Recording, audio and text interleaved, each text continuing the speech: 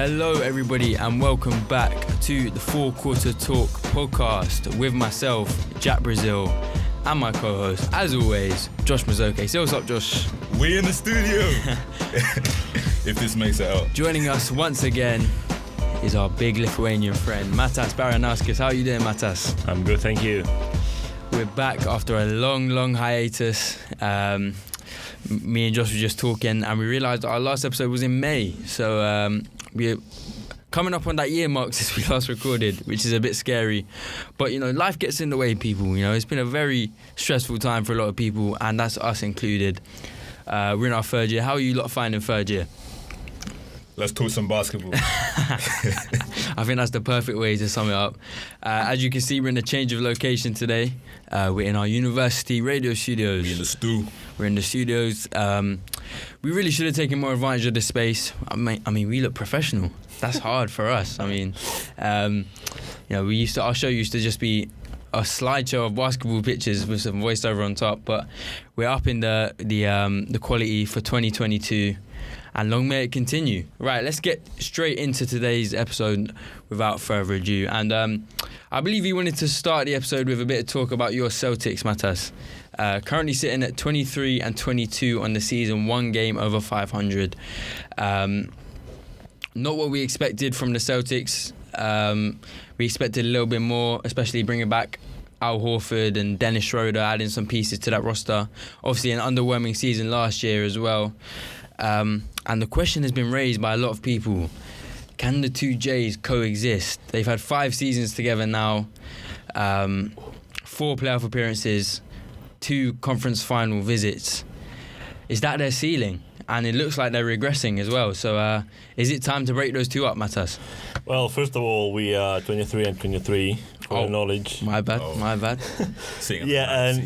So you're not even above 500 now then? Yeah, I know. It's been a tough season. I think both Jalen and Jason they've been good this season, but the pieces around them are struggling, especially like with injuries as well. Yeah.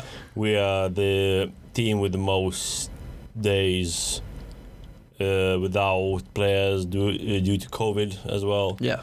As well last season as well, so I think that makes everything harder because we can't play with the same starting 5 every game.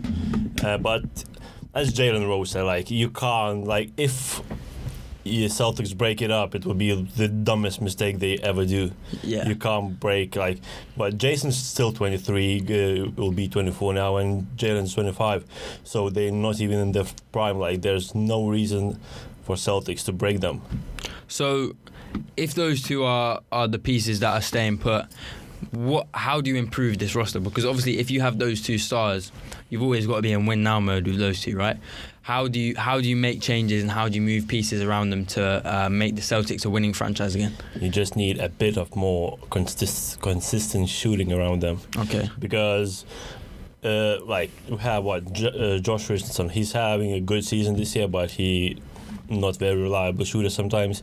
Al Horford has been regressing this season with 3-point percentage, and then you have Marcus Smart as well. Like, he's a good player as a playmaker, defender, but he's a not great 3-point shooter. So I think we need to add more 3-point shooters around them, so it will be easier for Jason and Jalen to play. Say worst comes to worst, right? And Brad Stevens does actually pull the trigger to trade one of these 2. First of all, who would you rather keep? Jason. Okay. Yeah. And second of all, what type? So you're trading Jaylen Brown then, I assume. But one thing with that, sorry. Go on. Sorry, Jason. Well, yeah. I'm not saying Jason or Brown. I mean, Jason's the better player. Jason's a better player. How big is the difference? And with Jason being the better player and the younger player, his trade value is a bit higher as well. So that does make it a bit more interesting as well with picking. I'm not sure it's just as easy as who's better. Yeah, I know. I think for both of them, you're getting a pretty return. Oh yeah. Right? But it just depends. Are you trading them in mind of a rebuild, or are you trading them in mind of a win now situation? You kind of have to win. You win now. You have to do win now. But then what are you getting back? Are you looking for a Damian Lillard maybe? Yeah, the way I see it is a lot of the argument about them is that they're redundant skill set, but I think that's overblown because you have right now, DeMar DeRozan and Zach LaVine who have very similar skill sets. Obviously, they operate in slightly different areas, but they're making it work, and I don't think that's the problem. So why would you trade, unless you can get a player just as good as one of them at a different position, maybe, as you said with Dame, more of a playmaker role. Yeah. There is no point of trading them. Like, there's no point of splitting them up. They can coexist. Unless there's something out there like Dame, unless there's something out there where you can get that playmaking, because I feel like that's an issue for them as well. If you're making your wings be your playmakers, that's adding to their load, where if you get a playmaker and they can focus more on scoring and attacking from the wing, it makes things a lot easier for them. I think the report I saw yesterday was that the Celtics are looking to trade Al Horford for a centre that more fits into their offensive scheme. Who do you think would be a good candidate for that? I think it's more not centre, it's more like number 4, like power forward, because Robert Williams is our centre. Yeah. He's been playing well this season. So something similar to I have no idea. To feel like what they're looking into, because Brad's making moves. Yeah. They traded Juancho Hernan-Gomez for Bol and PG Dozier, who are both who are both injured, but it was just basically a salary dump. Yeah. So I have no idea, but it looks like you may be shopping Dennis Schroeder for the same reason. Hopefully for a salary dump. Hopefully, because he's been one game he's great, other game is just shocking. That's kind of. Wait, I hope you're not talking about one of the. When we did originally plan this episode back in the summer, wasn't he one of the reasons why the Celtics were the winners of one of the winners of free agency? Yes, he was. Yeah, he was. Yes, he was. Yeah, yes, he was. We did it in summer. Yeah, we recorded it. We recorded, but it didn't come out. Yeah. And you said, I remember now. We got for $6 million. Yeah, we got Schroeder for $6 million. To be fair, he was at the start of the season. He was playing very well. It's low risk. I can't really. It was low risk, Yeah, it was low risk. Exactly. You got him for like $5 million on the year, right? Yeah. I mean, and because he hasn't been playing that bad, his trade value probably hasn't tanked, and he's at that price. He's going to be a very suitable option for a lot of teams, especially like a contender, which you obviously aren't right now. So he can finally make that joke. I can. He can finally make that joke. Let's dive a little bit deeper into Jalen and Jason's time together. So as I said, 5 seasons together, 4 playoff appearances. 2 Eastern Conference runs, one in their first year, 55-27 record. That was Kyrie's first year in Boston when they first played together. Obviously, Gordon Hayward goes down with that injury, so both of them are propelled into a bit of a bigger role. Kyrie Irving actually goes down for the playoffs, doesn't play a playoff game. So both those two are kind of thrust into the starlight and lead the team in scoring, and nearly beat LeBron. He was so close. So close, but a lot of Tatum posterized LeBron. He did. Yeah, put that banner up. I mean, I know you're not talking about banners, but Yeah. I know you're not talking about banners. But so yeah, you nearly beat LeBron. A lot of teams can't even say that. The Raptors can't say that. Had a few cracks at it. Then the next season, 49-33 record. You lose to the Bucks in the second round, but those two are taking on a more bigger role. They're growing into their stardom. Kyrie is healthy for the playoffs that year, but you lose in the second round. That was an ugly series. We won Kyrie. the first game and then we lost next 4 games. Yeah, lost in 5 to the Bucks. Kyrie was terrible in that series, I remember. Yep, and then he blamed everyone. Yep, and then he left. Yeah. And then in their third season together, you replace Kyrie and Al Horford with Kemba and Enes Kanter. Kemba better than Kyrie. I mean, he had a good year in his first year. He had a good year. He was all-star. He was better fit than... It looked like he was better fit than Kyrie. But then... In the regular season. What? In the regular season, yeah. Yeah, because he got injured mid-season and... basically, he still hasn't been the same since. Exactly. Yeah. He was injured in the playoffs because... This is the bubble year. This is the bubble year, their third season together. No, sorry, this is not the bubble year. This is the year exactly. before the bubble. My Because bad. Kemba was All-Star before. No, this is the bubble year. My bad. This is the bubble year. Oh, You yeah, lost it it. was You the lost the bubble. Eastern Yeah. Conference Finals to the Heat. Yeah, because it was big pause in that season. Yeah. But Jaylen Brown and Jason Tatum took a massive jump. Jason Tatum is now leading the team in scoring 23 points per game. Jaylen Brown is averaging over 20 points per game for the first time in his career. So you're starting to see an identity. Why do you think, with those two being the main two options, you made the Eastern Conference Finals that year, but in the 2 years since, it looks like you're regressing, even though those two players have got better? Well, that's the question. That's what I can't really get my mind around. It's bubble year, so... The East is also better as well. Yeah, East are way better now. Much better. Like, we are... Toronto Raptors are 21-21, 10th in the East, and in the West... Minnesota are 22 and 23 below 500 and they're 7th in the West. Yeah. So there's 7 games between the Knicks at 11th seed and the Bulls at first. So yeah, and the East is clearly better this year. I don't know, especially this season, Ime Udoka came in. It's a different system, so he's trying something new. But I don't know. And some players like Rob Williams, at least improving, that's a good thing. And I think he helps to Jalen and Jason a lot. And Grant Williams this season is just... He's a sniper, isn't he? He's a shooter. He's a shooter this I remember season. when you played us, the announcer said something like he missed his first 25 3-point attempt of his career. Yeah, And he now was... Celtics shooting players close to call 40%. him Ben Simmons when he missed first 25 3-pointers. They call him Ben Simmons. But now this season he's been playing well. What do you think of Udoka? Obviously, he's a young coach. There was those famous quotes about the Celtics needing a leader and someone to take them through those hard times, which was kind of sounds like his job. But obviously, those words came out of his mouth. So, what do you think of his first season? Obviously, we're only halfway through, but what do you think so far? I think defensively, he's decent, but players just... I think it's more on the players this season than Udoka because they just look not... Unmotivated. Yeah, unmotivated to play in some games. That's a big part of a coach's job, right? Exactly. Yeah, but I think...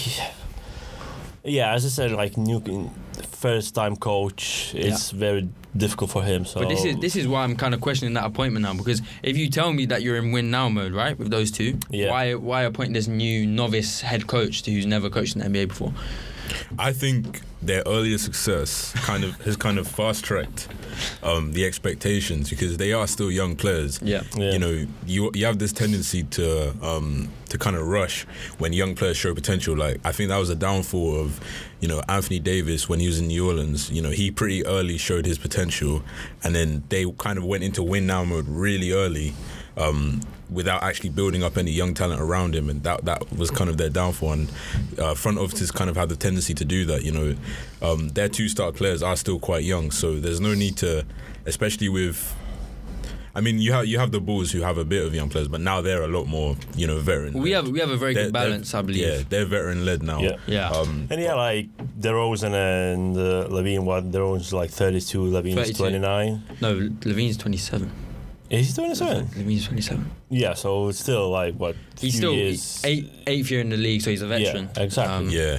So I think it's unfair to hold. And Vucevic as well, who's 30. Yeah, so. I think it's unfair to hold the Celtics to a conference final standard, especially they don't have a lot of the vets that they had when, before Jaylen Brown and Jason Tatum were young players and they had some vets around them at that point. But now, but then surely you look towards the front office because the Eastern Conference has gotten better. The Celtics obviously had that kind of head start where they were one of the better Eastern Conference teams when the Eastern Conference was weak. Well, there's a reason they've been caught up. Yeah, there's a reason they had such a dramatic off-season, isn't there? So and I think with this salary dump, Brad is making calls probably because there's no reason. What do you expect to come in then before the trade deadline? Because it looks like, as you say, a move is being geared to be made, or you're looking towards free agency next year. I probably think it's more towards free agency because this year you can. So you're writing off this year, basically? No, not yet. We still have Jason and Jalen. So. I mean, look, if you lot sneak into the playoffs via the play-in, You could be a little speed bump for the first seed Chicago Bulls in the first round. It depends. You might give us 5, maybe 6. That's big talk, man. That's big talk. I remember last year when we had the winners of the not free agency when it was deadline. You were day. winners of the trade deadline. Yeah, and if Bulls are not making the playoffs, I will twerk. No, it wasn't. Yeah, did you make the playoffs? No, it wasn't that. I remember that. It was a different. No, it wasn't that. It was if they trade. Oh yeah, if you trade Levine and DeRozan. If they get Levine and get DeRozan. If they get DeRozan, there's no evidence of this, by the way. It was if they trade for what was it Vucevic? No. If they sign, it was DeRozan and it was a sign and trade. Why am I backing this up? There's no evidence. There's no evidence of this. Oh no, it was DeRozan and Lonzo, I think. That's why he's got all that space behind him. Yeah. There's bad camera equipment. It's not safe. It's not safe. This is very expensive camera equipment. It's not safe. Look, man. Let's get on to the Bulls. That's quite a nice segue. And I have a little outfit change for this segment. Give me 1 second. This guy. This guy about to put on fucking booty shorts or some shit. What the fuck? Wow. Oh my. Oh, okay. This guy's shameless. Literally. He's not even big enough of a fan to buy a new jersey. Yeah. He's not even repping one of the new players. That's crazy. Wow. Washed. What do you want? Talking, man. What do you want now? Huh? What do you want? What do you mean what do I want? I want to rep my Chicago Bulls, who are having a winning season for the first time in forever. This is a lot of pent up. I needed this season. I needed this, especially after last season. Let's talk about the Bulls. Come on, man. The Bulls have been one of the stories of the season so far. Obviously, very active in the free agent market, signing Lonzo Ball, DeMar DeRozan, Alex Caruso. A lot has been said about this, so I won't go too much into how people are saying those were terrible signings, whatever. But the Bulls are currently sitting atop the East halfway through the season. I just want to ask your guys' opinion. Did you expect this at this point of the stage in the season? Did you expect the Bulls to be top of the East? Not top of the East. I had them as one of my winners of free agency, but I can't lie and say I was expecting. I wasn't expecting Kyrie to be a part-time player either. There was a lot of things I wasn't expecting, but they've definitely overperformed even for our standards. I thought they'd start a bit slower. As I talked about with the fit with Brown and Tatum, it wasn't really a given that Levine and DeRozan were going to fit this well. No, it wasn't. Some had DeRozan as the worst off-season signing. Now he's playing like an MVP. Yes. That makes it even sweeter, man. That makes it even. It's just because DeRozan, he's just playing his game. Is the best way I can put it. He hasn't changed the way he plays at all. He's still getting to his spots, still hitting his mid ranges. His playmaking's down a bit, but he doesn't need to do as much playmaking with Lonzo and Levine on the floor. And Levine has even said himself that he's so relieved that he has someone else that can back him up, and he doesn't have to go off for 35-40 just for the Bulls to win a game. I think those two give each other a lot of confidence, and it also allows for other guys to thrive because a lot of the time, because those are our two best players, the opposition's two best defenders are occupying those two. So it gives our guys more space. It's just a perfect fit all round so far. And obviously, DeRozan had those two historic buzzer beaters. Back-to-back games, back-to-back days, back-to-back years. That's just poetry. And both of the shots, that first shot, I don't know if you guys, the one against the Pacers, he definitely didn't plan to do that when he got the ball. One-legged three. That's not in DeRozan's bag at all. But DeRozan is even shooting the three better this year. So he's definitely showing that he's not finished in this league and probably having the best season of his career so far. Obviously, the Bulls, like any other team, have been decimated by injuries and COVID. And obviously, TNT wants to finally get on the Bulls bandwagon when we have half our roster out and we're getting blown out by the Nets and by the Warriors. But I think this team is built for some type of playoff success. I do still have a lot of question marks around how we're going to guard Giannis Antetokounmpo, but we're not the only team that has that question mark. Obviously, the Nets couldn't stop him last year. I think he'll probably give us 40 a game in the playoffs. We're just going to have to try and overcome that. But for me, success for the Bulls this season would be Eastern Conference Finals at this point. At the start of the season, I said win a playoff series, but I think our ceiling has been raised right now. What has impressed you guys about the Bulls so far, if you've got a chance to watch games? It has to be the fit with DeRozan and Levine. I mean, if you look at their stats, they're so, like, the shot distribution, you know, the points per game, everything is so identical. Like, it's crazy, but yeah, they've fit so seamlessly. They have a lot of similarities, but they have a lot of differences also. Of course, like DeRozan, you know, MJ 2.0. MJ 2.0, you know, working in the mid range. Levine more stretched out to 3, but they've just fit. They fit so well. You're loving this, aren't you? I'm loving it, man. You're loving this. Bro, I brought out the Bulls jersey. Of course, I'm loving it. I mean, I'm not gonna lie to you, it's not real. I bought it off eBay for like £30, but it looks real. And I'm repping D-Rose, you know. D-Rose is probably out there smiling watching the Bulls now. We're kind of having our best years since him and Noah were together. And yeah, as you said, them two complement each other so well. But I want to give a shout out to Kobe White, because Josh knows for a long time I've been a Kobe White defender. Oh yeah. And a lot of Bulls fans gave up hope early. They forget this guy's not even 22 yet. Like Ayo Dosunmu, who has also been fantastic, 38th pick, and has been playing clutch time minutes for us. He's averaging like 25 minutes per game as a 38 on the first seed as a 38th pick. It's kind of unheard of. But a lot of people thought when he came in and was doing so well that kind of Kobe White was expendable and done. A lot of people. Why are you pointing at me, bro? You're lucky we haven't recorded, man. Bro, I did not give up on this guy. You literally said... I did not give up on this guy. Oh my... I wish Snapchat could save messages, man. You literally said, I swear you said, with the way Ayo's playing, we don't even need Kobe right now. I'm sure you said. I don't think anyway, there's no proof. No, look, there's no proof, so let's move on. That's all right. Because Kobe White comes back from shoulder surgery and having COVID, missed like I think the first month of the season, comes back looking very rusty. So a lot of Bulls fans, and Josh claims this is me as well, but he's always, you know, he's never wavered. He's never wavered. Bro, you know I have been on the Kobe bandwagon, not even a bandwagon. Since that boy got drafted, I could tell what he was. And ever since Lonzo Ball's gone down, and you know, he's really, even when Lonzo Ball came back, he's really made the six-man role his own. He's really been the scoring punch that we need sometimes off the bench. He's been shooting amazingly from 3. I think he's averaging around 17 points per game, which is all we need from Kobe White. He's even improved his defense, which is a large part of why I think we're doing so well. Everyone's buying in on the defensive end. Absolutely. And a lot of that comes from Caruso. I'm not going to lie to you. He is our defensive anchor. We've missed him a lot in this stretch. I think in the games with him, we were 5th in defensive rating. I think without him, we were like 28th. Let me just fact check that. But he is so vital to how we play on the defensive end. You know, because we're an undersized team, we're constantly switching, constantly getting our hands in passing lanes, deflecting passes. Yeah, so we're 28th without Caruso in defensive rating, so he's so vital to us. I think the off-season, the front office has just had a 10 out of 10 off-season. They've identified the team's weaknesses from back to front. And I want to give a massive shout out to Billy Donovan as well. To get these guys to gel so quickly is really hard. And you know, we know Billy Donovan's a top head coach in this league, so this is no surprise. And you know this more than anyone, Josh.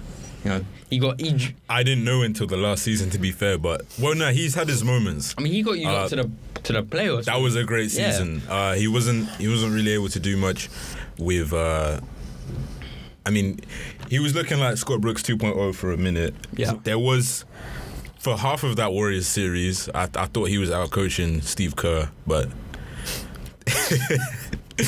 Yeah, we know how that ended, but he's definitely a good offensive coach, especially with how when he got players that buy in, he can definitely be creative. You know, he had that 3-guard lineup with us that last season before he came over to you.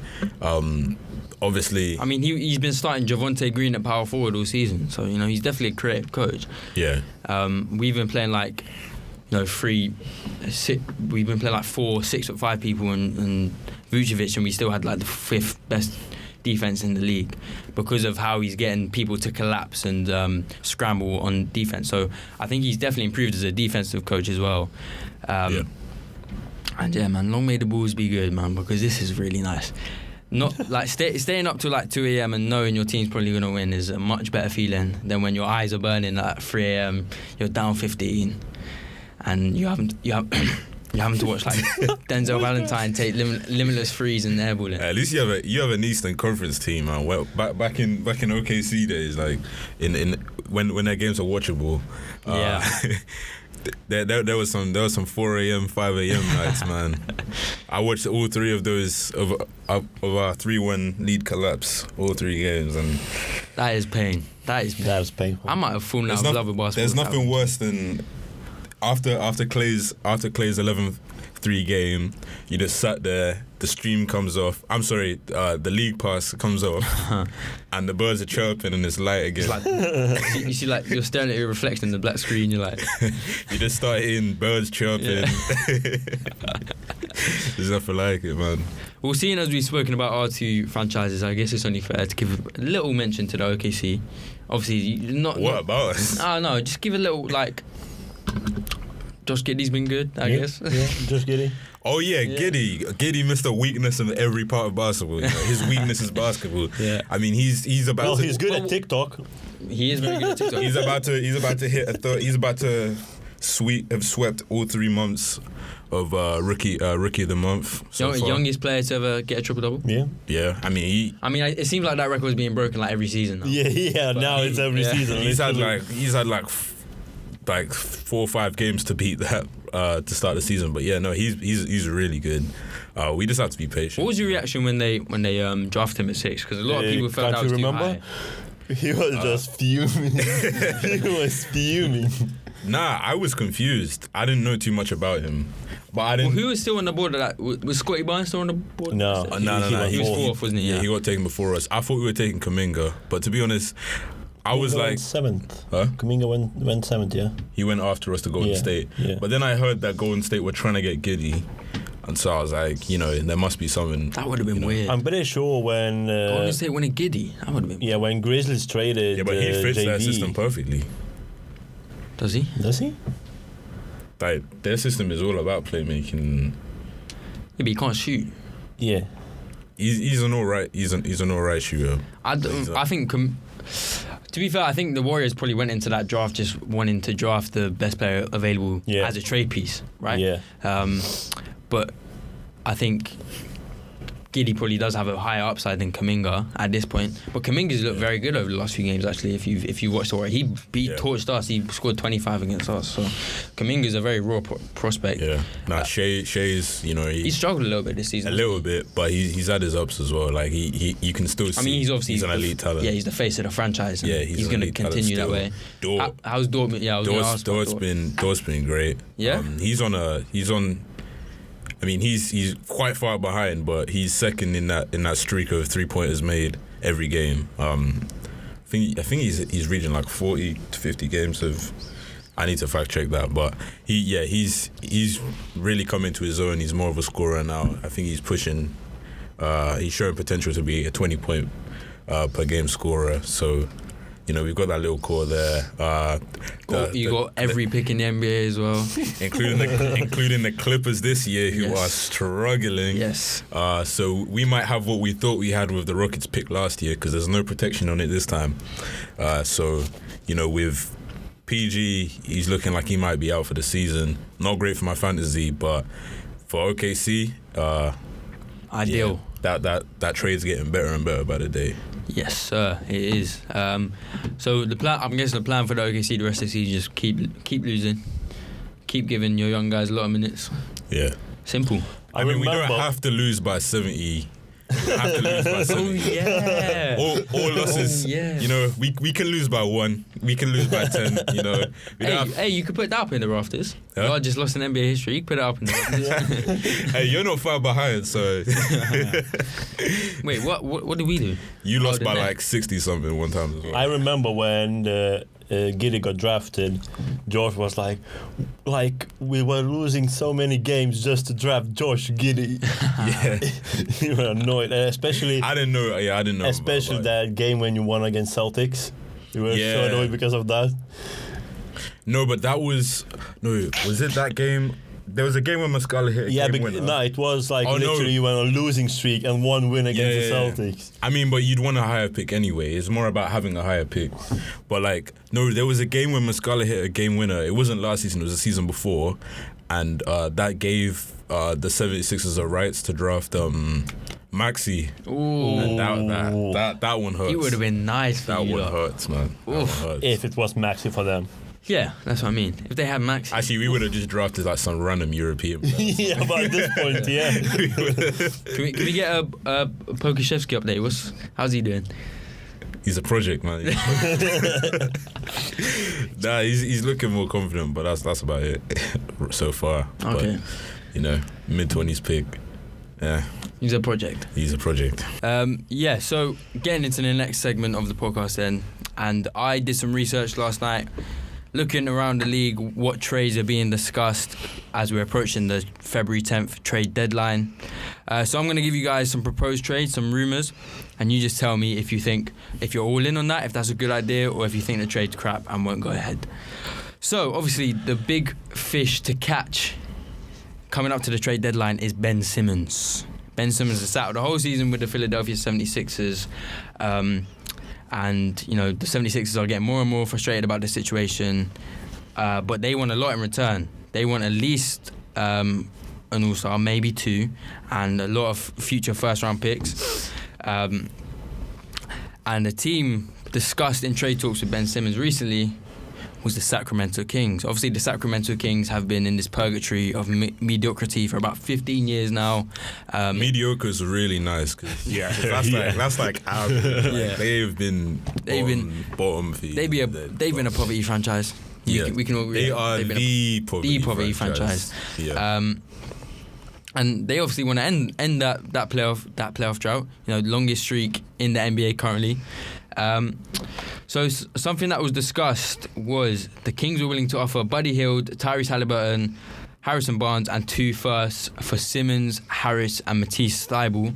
Obviously, it did come out as well that the 76ers were maybe looking to package Tobias Harris in any deal that included Ben Simmons. So what do you think of this deal from the Kings' perspective, offering those 3 pieces and 2 firsts for Ben Simmons, Tobias Harris, and Matisse Thybulle? Do you think that's a smart trade for the Kings? Or do you think that makes them a playoff team? Is the most important question. I think it's good for them to go to shake things up and build around Halliburton and Fox. But they're giving up Halliburton in the trade. Giving up Halliburton. That's what I've heard they want to center the team around. Yeah, I also saw that as well. Yeah, so I've seen conflicting obviously the reports. NBA, there's going to be conflicting reports. But this one's by Sham, so I'll go with that one. They need to make a change.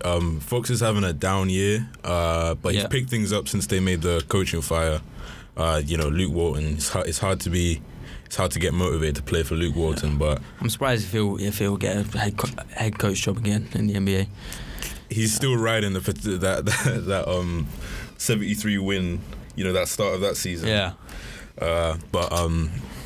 It would be good for them to shake things up a little bit around those two, or even moving Fox. But I don't think the Kings get Simmons without including one of those two, right? I think Morey is. Fox makes sense. Build around Halliburton. So you'd rather give up Fox in that trade than Halliburton? Yeah, I feel like they look like they're wanting to make that change. If we're talking from the Kings front office perspective, it looks like that's where they're heading. And to get, because Simmons doesn't really fit with Fox anyway from the playmaking department. But what do you have something to say from the Kings perspective?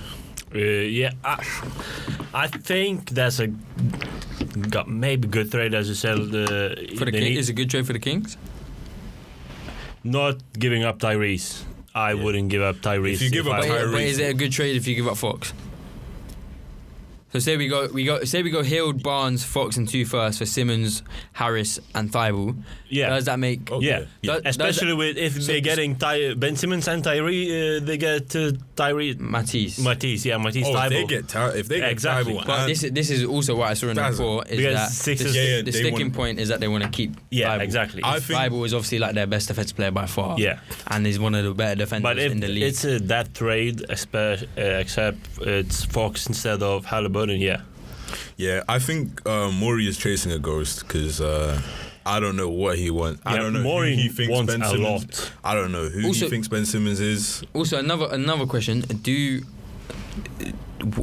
think the Sixers need someone like Fox with the emergence of Maxey? Should they be looking to get a star in a different position? Yeah, that's why they wouldn't want Fox, which is why this whole trade thing is confusing to me. But if you're just trying to get the best value possible, because obviously you can make a trade and then move that player still. Yeah. And they might expand it out to like a 3-team trade, because that's what I've seen is that they want a third team to take on Fox and then them to get something else from a third team. I think the most realistic is it will be 3 teams trade with Ben Simmons. Yeah. Because it won't be just 2 teams trading. Yeah, but so far with their asking price and with Ben looking, a report came out that Ben is willing to sit out the whole season until this is resolved. Oh, he's having fun. He posted my jammer like he's having fun. He's living life. He's not in a rush. So I don't know why. I don't know what Morey thinks he's still got in that asset. A rumor I've heard is about is to do with James Harden, that he might be holding out for a Harden signing trade. Right. He fumbled the bag with not signing Harden then from the Rockets with Ben Simmons trade. Yeah, they had him. They had the trade ready. Yeah. And the Rockets were ready to accept it, weren't they? Yeah. Because the Rockets ended up getting a lot less than Ben Simmons for James Harden. But a lot has happened since then, though. Yeah. A lot has happened since then. Well, obviously the Rockets have managed to turn that and around. It was clear they signed Morey with, and they signed Morey with the intentions of having him build around Simmons and Embiid. And for quite a while, the consensus was that Simmons is the one to build around. Obviously it's changed a lot since then, but it's clear that when he was initially hired, because he was pretty fresh then as well at that point, so I'm sure it wouldn't have gone down well if he just traded Simmons straight away as soon as he got hired. But apparently there's interest on both sides between the 76ers and Harden, that in the offseason Harden's willing to go, and that could be a sign and trade situation, because the Nets are interested in Simmons as well. I mean, he would give them some much needed defense. Yeah. So I don't think Simmons will play as a point guard for that team. Oh no, he would be a number probably a power forward. Power forward. Because that's where and he's playing well as a power forward. Well, that's where most of their weakness is in interior defense, isn't it? So he would help that considerably. But in terms of that Kings trade, so you're both saying that if you change Halliburton for Fox, that's a good trade for both sides. Yeah. But even with Thibault, are you giving up Thibault for? From Sixers, Sixers wouldn't give up Thibault. They're not giving. So you're saying that trade is not smart for the Sixers? I don't think that's happening. Yeah, unless there's a third team involved. And is it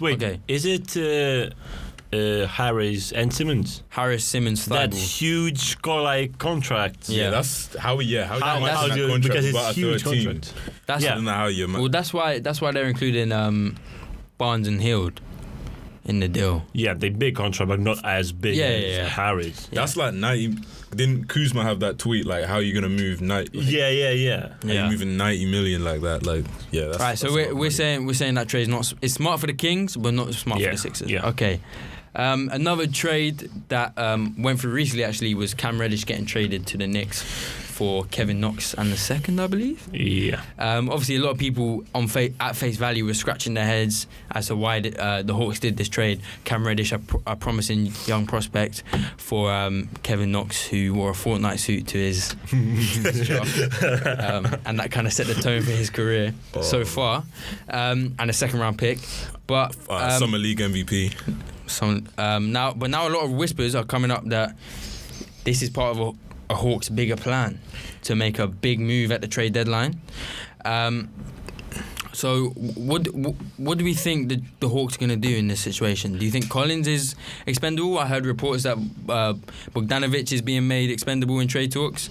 Obviously, Trae Young is the future of that franchise. What do they need alongside Trae Young to get back to where they were last year? Because obviously they're faltering this season, aren't they? Yeah, I think with the season they're having, you almost have to make a lot. You have to make almost everyone expendable, especially that Collins situation. I mean, they're currently 12th in the East, so it's been rough. That Collins situation has always been a bit iffy. You know, there was already rumours about them moving on from him. I think going on like a season and a half now. About them moving on from him, so that's definitely there. When this trade first went through, that was my initial reaction was what is going on, but then my next one was like there has to be more. Yeah. So yeah, that's what I'm thinking. Obviously, it might be, you know, with Reddish, it's a lot about potential because he hasn't shown too much so far. He's shown flashes. He's shown flashes, especially when the Hawks got hit really badly by the COVID protocols. He kind of stepped up and was really good, but. Yeah, he's never shown that he can be that consistent go-to guy yet. But he definitely has. I feel like he definitely has the talent to get there one day. Yeah, potentially. But also, you've given up a first round as. Oh no, was it a second or a first? No, they got a second back, right? I'm pretty sure it was second. They got a second back, but did they give a pick to the Knicks? I don't think so. There's no chance, because otherwise that's the worst trade in NBA history. But yeah, like what move? What do you think would be? Obviously, the Hawks have been, as every team has been, linked to Ben Simmons as well. Do you think Ben Simmons for maybe a John Collins and a Bogdanovic would be something that the Hawks explore? It could be, but I think. The Knicks gave up a first rounder this season. Oh, so they got they've given. Oh, so the Hawks got a first back. Yeah, they got a first back. I thought they got a second back. Okay. Yeah, they got a first back. I think that pick will probably be used in a bigger trade. Yeah, it might be. Oh, they got a first and a second back. Okay, doesn't look as bad then. Yeah, but it's still not great. Still got finished. Still not great. Yeah, so expect the Hawks to be buyers at the trade deadline for sure. Keep an eye out for that. And I think, as Josh said, with Collins, it's been going around for season and a half. He's not happy. He's not happy. There, yeah. So it probably. He signed an extension though, right? Not yet. No. Okay, but there was report. I remember at the start of the season there was reports he was going to sign. But they're pretty. I think he wanted quite a bit more of space between what they're offering and what he wants. Yeah. So, And also, Clint Capella hasn't really looked himself since he came back from that injury. A lot of things are going wrong for the Hawks, so I think they're in scramble mode a bit. Yeah, I think Trae Young kind of jinxed them by talking about the regular season is so boring, he's been fantastic. After one, he's been great. He's been great. Unbelievable this season. All right, so let's move on to our next trade rumor. And it looks like the Detroit Pistons are looking to move away from Jeremy Grant. Obviously, Jeremy Grant emerged as the number one option for that team last year. And hasn't been putting up the same numbers this year, but still looks like he can be a first option on a team. That's reportedly what he wants to be. He wants to be the number one scoring option on the team and wants like $112 million over 4 years, something ridiculous like that. But in terms of the short term, it's obvious Jeremy Grant and the Detroit Pistons are now not a good fit anymore. Where does Jeremy Grant end up? Does he get traded? No. You don't think he gets traded? He's just significantly tanked his value. He has with that. With that, and also he gets paid at the end of next year. So if you're trading for him now, you're basically trading for a year and a half of Jeremy Grant. Because he had that pool of contenders wanting to acquire him, and then as soon as he said, I thought when that came out, I thought the Bulls and Jeremy Grant would have been a match made in heaven. Obviously, we've shortened our win now window by signing DeRozan and Vucevic. We're in a win now situation right now. And I thought, although I think Patrick Williams is going to be a fantastic player in this league, I don't think he helps us win now as much as Jeremy Grant would. So I would have been open to doing that trade. Patrick Williams and maybe like a first for Jeremy Grant, I would have been all up for that. But now, if we're not paying him $100 million. Jeremy Grant knows the Bulls aren't paying him $100 million. I think no one's paying him $100 million. So, I don't think the Bulls now make that move, and I think. Although we do have some older pieces, Patrick Williams could still fit in the long term with this team. When you look at Lonzo Ball's 24, you look at Kobe White's 21, you look at Ayo Dosunmu's 22, you look at Zach LaVine's 27. there is still a role for Patrick Williams on the future of this team. So I'm not saying just get rid of him at all costs. But that is a deal I would have made before he made those comments about 112 million. I don't know how true they are. Obviously, a lot of the time the 100. I don't know about the 112, but the that seems ridiculous. That seems ridiculous. Yeah, him wanting to be a primary option, that makes sense because going in, he left the Nuggets for the Pistons, So yeah, but that doesn't make any sense to me because why would you want to put up 22 on a lottery team instead of be like one of the main defensive anchors and the third option on like the Bulls when you can have actual playoff success? What? I don't see the logic in that personally. But I'm not Jeremy Grant, so he can do whatever he wants. We'll just win the East without him. Get your bread, man. Get your bread. Get your bread, man. Chase a bag, bro. Chase a bag. But yeah, Jeremy Grant, I think, is taking himself kind of off the trade market now with those rumours. My last trade rumour that I have for you today, obviously the Pacers were looking to kind of blow up their whatever they've got going on. I don't know what they're doing. 15 and 29 on the season, really, really struggling this year. They thought the head coach was the issue, but clearly not. They've got a fantastic coach in Rick Carlisle and still can't do anything. And it looked like... but they beat the Lakers last night. They did, yeah. But Matas is giving me daggers across the table. But I'm not actually going to talk about Domantas Sabonis. Wow. I'm not actually going to talk about him, especially after yesterday, where like all day it was like Pacers trading for Fox. Yeah, well, it did look like Miles Turner was heading out the door. He said he didn't want to be there, so the Pacers were looking to cash in. But now that he's got injured, it's now been reported that the most likely Pacer to be traded is Karis LeVert. Obviously, they acquired Karis LeVert in that blockbuster trade that sent James Harden to the Nets. Had that very unfortunate cancer scare, so obviously that derailed his Pacers career a little bit. And since he's come back, he hasn't been bad by any means. He's been kind of what they expected he was going to be, but obviously that hasn't translated into team success. So a trade I saw that the Cavaliers might be interested in Karis LeVert. Obviously, Colin Sexton's out for the season.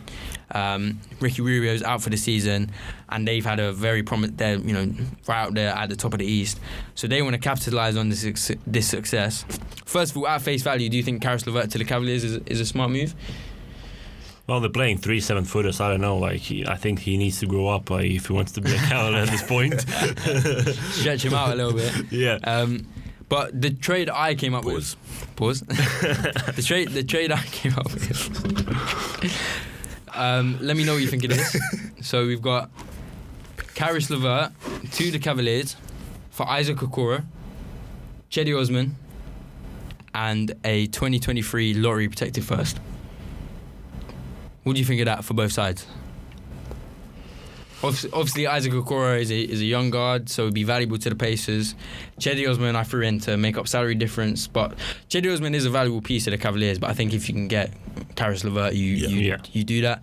And the first, it was reported that the Pacers were looking for a young star and a first for Karis LeVert.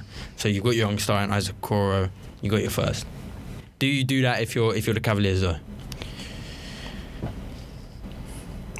Yeah, that sounds like a pretty fair trade on both sides. Yeah, I think that would be a clear signal of intent for the Pacers as well. That now is rebuild time, and I think if you saw that trade go through, you'd probably see a few other stumbling blocks go through. My voice, fuck. You're having a day, man. It's not that early. He's back in prime form. Yeah, man.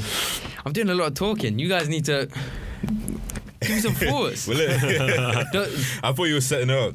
But yeah, it sounds like a good move. That's what they want right now. They should be looking after first young players, and that would kickstart it. That would set the tone that for a rebuild. That we are in rebuild. Because if you're not doing that, what are you doing? Like it doesn't really make sense with the talent that they have. It's pretty perplexing. So if that deal was to go through for the Cavaliers, right? What did the Cavaliers then do with Colin Sexton? Because then you got a logjam with those two. They're kind of similar scoring outputs, similar skill set. Well, obviously Karis LeVert's a lot taller and stuff, but Sexton's out for the year, right? Sexton's out for the year, and is he going into restricted free agency? I'm not 100% certain because they didn't extend him. Can someone do some research on that, please? Yeah, they didn't extend him. I'll search it. But it's kind of clear that now they're going all in on Darius Garland as being the face of their franchise, when it once looked like it was going to be Colin Sexton. So does that then make a move for Colin Sexton to be traded more likely? You think if they trade for Karis LeVert? Yeah, especially with how Garland's playing. Yeah, I think Garland. Yeah, Garland's going to be like number one now point guard for the franchise for a long time. Yeah, because this season he's been amazing, and yeah, with Karis, if they trade for Karis LeVert, it will be a big help for Darius Garland at the backcourt position. Yeah. So that's I think that's a good trade for Cavs. Yeah, and this is his last season on contract. It is, yeah. Do we know if the Cavs did they offer him an extension? It depends how much he wants, though. Yeah, I don't think they're giving him. I think he will want a lot, quite a bit of money now. I think the Cavs would be smart to then trade Colin Sexton sooner rather than later, because I think ever since the start of this year, obviously an injury never helps someone's trade value, but even before he got injured, I feel like the Cavs were starting to prepare for Colin Sexton to be moved on and Darius Garland to be the long-term point guard. So trading him sooner rather than later would be smart, because you don't want that trade value to go down anymore. I think they could definitely get quite a good return for Colin Sexton. Colin Sexton last year, I think, averaged 24 points per game.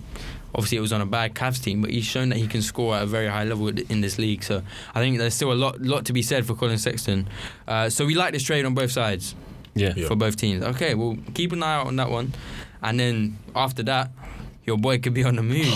Where would you like to see Sabonis end up? It's clear that he's kind of he's wasted in Indiana, isn't he? The Kings? Nah.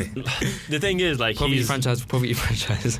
I would like to see him like in a contender. Okay. Of course, because I want to see like Lithuania win a ring one day. But with that Kings move, yesterday I was thinking, it's Kings and everything. Kings they have better record than Pacers this season, and I think what is interesting to me, I kind of want to see Halliburton and Sabonis on the same team. To be that would be interesting duo. Nice little pick and roll. That. Yeah, nice exactly. And Halliburton is he's playing well this season. Yeah. So, but yeah, it's still Sacramento is like poverty franchise.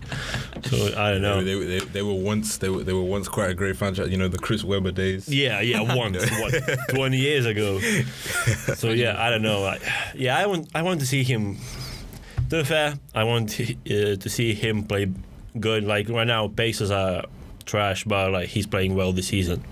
Like yesterday, he had 20-point triple-double against the Lakers. I mean, Sabonis is always going to get his numbers wherever he goes. I mean, he's just such an efficient player, isn't he? So yeah, he's one of those bigs. He'll get his numbers wherever he goes. And yeah, I hope he ends up on a contender as well. Honestly, because I think he would help a lot. He could be a difference maker between a team being a playoff threat and being a title contender. Well, not the Kings though. I mean, do you think the Bulls could? They have the cap for that. To be fair, his contract is not that big. Send the Vooch. He has a good contract. Send him Vooch. Would you trade Vooch for Sabonis? I would. I swear to you, I would. But because Sabonis is better on defense as well.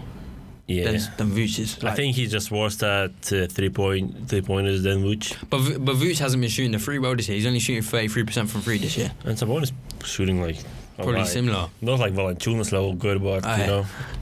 Them Lithuanians are snipers. But yeah, I think we've gone through everything today. Felt good to be back in this. Oh, the Nets. Oh, the Nets. No, we haven't gone through everything today. Never mind. Obviously, KD's gone down with this injury. What was it, 4 to 6 weeks? 4 to 6 weeks. Yeah. 4 to 6 weeks. Kyrie can only play away games, obviously. Part-time player. Where do you think the Nets go from here then? Do you think they just... I think they can still win a lot of games with just James Harden, because that's how good James Harden is, and we've seen he carried a Rockets team for about a decade. But do you think they make a move before the trade deadline, or do they wait for the buyout market like last year? I think they wait for the buyout they market. wait. Yeah. There's no need. There's no reason to trade because teams will definitely want to go play. Players will definitely want to go. Although I ring did hear chase with that they are shopping Nick Claxton, apparently. Yeah. Well, they are very. But I think they need someone inside. Yeah, Nick Claxton's a good rim runner. Yeah. But defensively, he doesn't give you that much. He's an under. Camera is out. Fuck. Okay, just move on. Go on, continue. So we just keep talking. Just gonna keep going. Yeah. Okay, we'll go for like 2 more minutes and then more. Obviously Nick Claxton's quite an undersized centre, so his rim protection is limited. What do you think? Who do you think that they could package him for? Do you think Miles could they get something from Miles Turner? Maybe? I don't think so. No, I don't think they have the pieces. Yeah, they even have. Do they have the draft capital either? Yeah, no, exactly. Nah, he would be ideal for them, though, wouldn't he? Yeah, he'd be great. ideal. Like Nest fans would love him. Yeah. And obviously with this whole Kyrie thing, there was that report that the Nets could reportedly pay a fine every game. Yeah, but that has been shut down. Obviously, that's since been shut down. Could Kyrie become available in trade? But no one will trade for him. That's very true. And KD's not letting that happen either. Yeah. Yeah, but I don't think they win the title with I think they won't win the title with Kyrie right and now. else play away games. But they're still favourite. But betting odds, they're still favourites. They shouldn't be favourite in my opinion. Oh yeah, I don't think so either. Okay, last little segment. Who do you think should be the favourite for the title this year? Bucks back to back.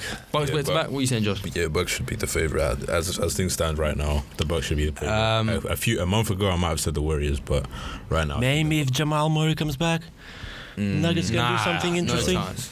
That doesn't make them the favourite. We're talking about the favourite, though, not who could. Oh yeah. He's gonna have. Even if he comes back, he's gonna have that adaptation period where he's gonna look rusty. Yeah, true. But yeah, it's Bucks. Give me the Chicago Bulls, man. The Bulls are the favourites. They're not the favourites. I'm not even gonna do that. I'll go to. Also, let's just shut down the DeRozan MVP. Why? What is his argument for MVP? He's having a great season. The best player on the best team in the East. Nah. Yeah, but like no. Yeah, okay. Nah, he's not going to win MVP. Yeah, it's probably going to be Giannis. Especially with Levine having identical Giannis or KD, I think. KD won't win it because he's out for 6 weeks. Like Jokic has been playing amazing, and they've been climbing up. I think they'll finish like round 5-6. He won't win it at 5 or 6. But they can easily go. Easily, I don't know about easily. Not easily, but they can go. They can go like to 4. I think they're very underhanded without MPJ and Jamal Murray. I think there's like Nuggets fans. Can I say Nuggets fans hate Facundo Campazzo? They hate him. Really? He's been terrible this season. Oh. All I see about Campazzo is just his highlights. Exactly. But but like fans are just like, get out, please get out, leave.